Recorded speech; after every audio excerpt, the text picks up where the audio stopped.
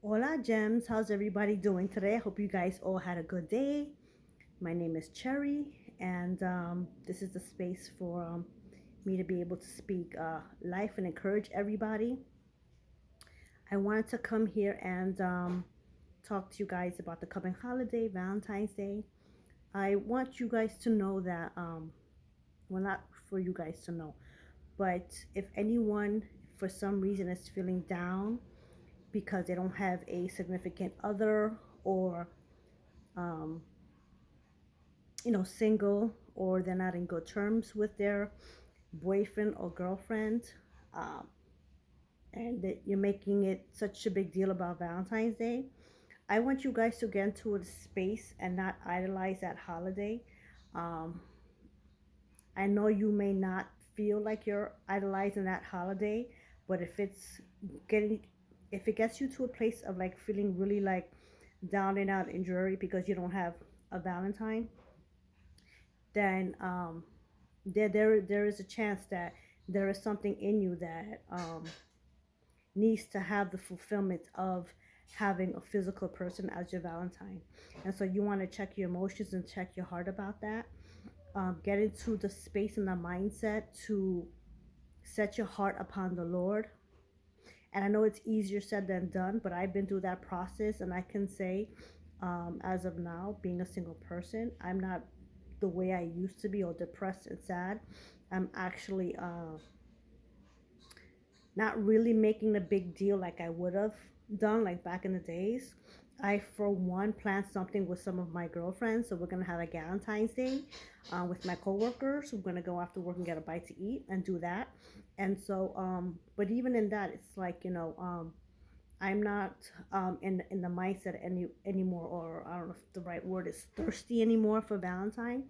Um, and so just guard your heart the next couple of days, and rejoice that God is love, okay, and that He loves you, and the love of God is inside you. You just need to learn how to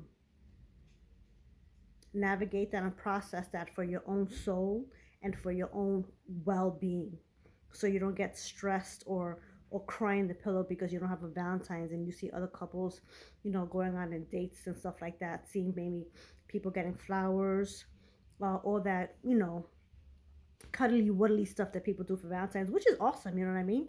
But you can, I know some people are going to be annoyed when I say this, but I try to be your own Valentine, you know what I mean? Love on yourself, and sit and meditate with the Lord and process the emotions that you're going through with this upcoming holiday, and come into that oneness with God and allow Him to massage your soul, mind, will, and emotions, and comfort you, and allow Him to um, be able to romanticize you. Do you know what I mean? With His presence, you know, and fall in love with the love of God and and His presence. Try to start practicing falling in love with the presence of God.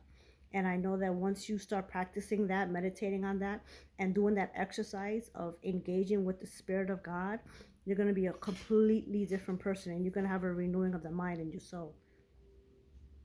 It's not going to be easy, but it can be done. And know that you will have a peace, that you won't be able to explain. You're going to be, engaging in His rest and His comfort.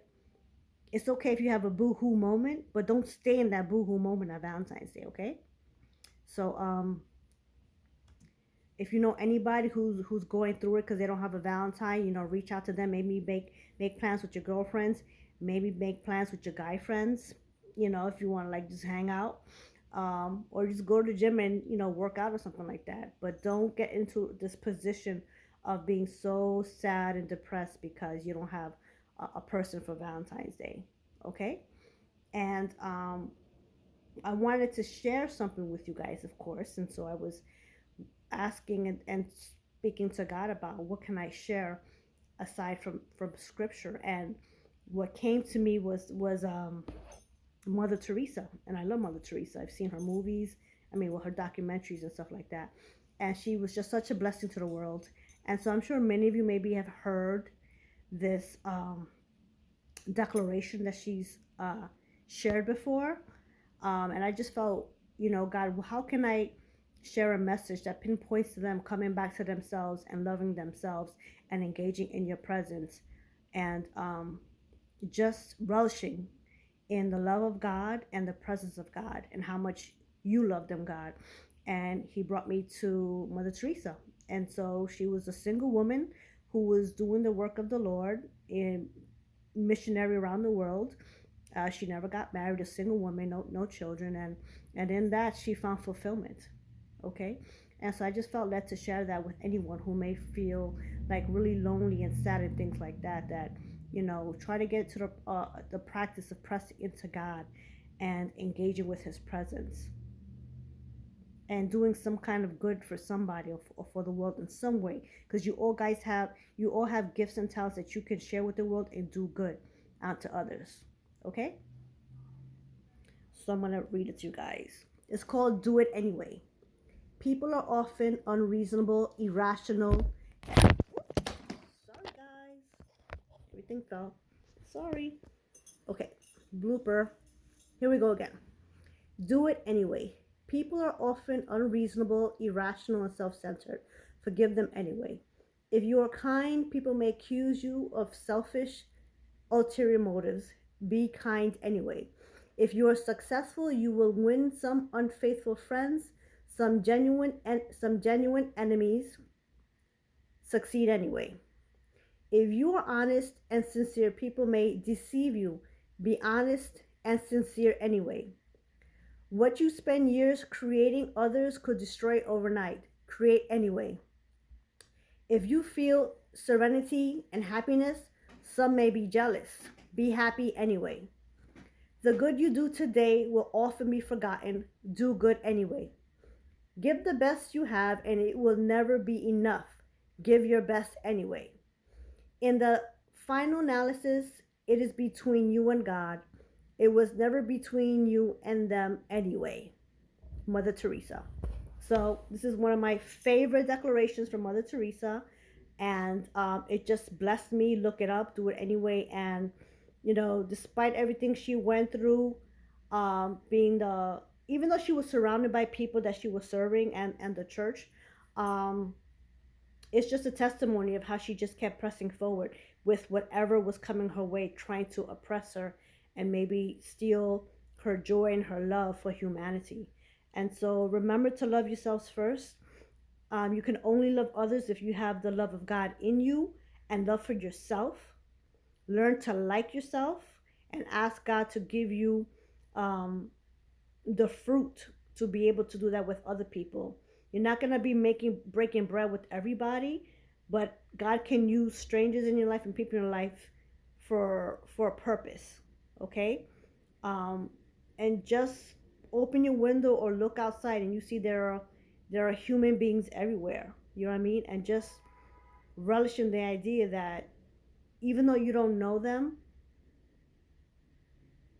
in some way you're not a person on an island by yourself. Okay? And so I hope you guys have a good evening. I pray you guys are well. Um, be the light to somebody in your life, the salt of the earth to somebody in your life. Maybe there's somebody in your family or friend or your job that is battling with some kind of darkness. So ask God to illuminate you somebody that you could minister to, and ask Him to give you wisdom and knowledge how to go about that. And set your boundaries, but love on people the way God directs you to love on people. And remember to love yourselves. You guys are awesome. You're needed and you matter, okay? So God bless you all. Feel free to share this with anyone you feel that may need it. And just love on yourself every day. Love God and let God love on you, okay?